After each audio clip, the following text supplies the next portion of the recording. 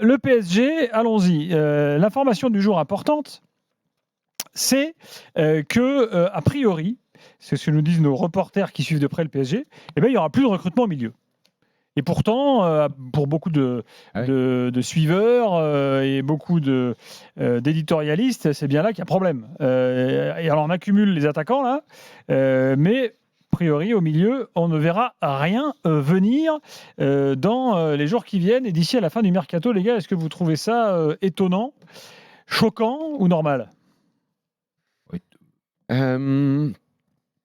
Déjà, dans un premier temps, il y avait eu, avant que Luis Enrique arrive, tout ce qu'on disait sur ces joueurs qui visiblement n'étaient pas dans le catalogue et ne pouvaient jamais venir au Paris Saint-Germain. C'est les bons milieux de terrain qu'on voit en Europe. Qui ne sont pas Jorge Mendes compatibles. Voilà, notamment les Croates, qui étaient pour beaucoup d'observateurs en France bidons, puisque de toute façon, comme on avait l'idole des jeunes, tout pouvait passer. Il n'y avait pas besoin d'autres milieux de terrain, alors que moi, j'en réclamais depuis des années, des bons milieux de terrain dans ce club.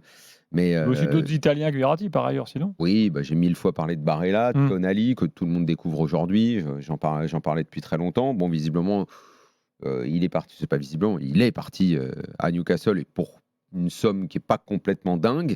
Et il est immédiatement acclimaté. Et évidemment, il joue bien parce que c'est un super joueur. Tu sais, Daniel, donc juste, ça me fait penser en t'écoutant. Il faudra recenser à la fin de l'été le nombre de joueurs qui ont été transférés, des joueurs type Tonali, type Harry Kane. Il y a eu des sacrés transferts en Europe cet été. Des joueurs qui étaient, dont on peut se demander s'ils n'étaient pas les joueurs pour le Paris Saint-Germain. Deux milieux de terrain croates qui avaient largement leur place. Kovacic qui quitte Chelsea pour Manchester City. Brozovic, enfin bon, bref. Il y avait beaucoup de bref. Voilà. Donc là maintenant, on a l'impression qu'on découvre que le milieu de terrain est dépeuplé, alors que ça fait très longtemps que c'est le cas. Et effectivement, là, cet été, je m'attendais, vu les départs, à ce que ça prenne une autre tournure au milieu. Mais ce qui est assez drôle, c'est que finalement, moi, quand je me plains du catalogue, en gros, il y a quelqu'un qui recrute au club, même si on ne sait pas toujours qui c'est, parce qu'il y a les dossiers Antero, les dossiers Campos, Ramos, c'est un dossier Campos, le Qatar fera son attaquant si Kolo Muani vient, enfin, c'est chacun leur tour, quoi, en fait, qui font, ça marche toujours parfaitement bien dans ce club, c'est comme ça que ça marche. Mais c'est un petit peu comme si on ne voulait pas comprendre, et c'est la même chose pour le Capitana, j'en parlerai dans 2 secondes. Et Luis Enrique, alors, il fait quoi en fait ? Parce que c'est devenu l'entraîneur du club. On m'a dit quand il est arrivé, avec lui ça va pas rigoler, lui c'est un patron, lui il prend des décisions et tout. Dans un instant, je poserai la question de qu'est-ce qu'il a fait dans cette histoire du Capitana, parce qu'évidemment, on veut tout mettre sur le dos de Campos et Mbappé. Alors que c'est pas exactement ça.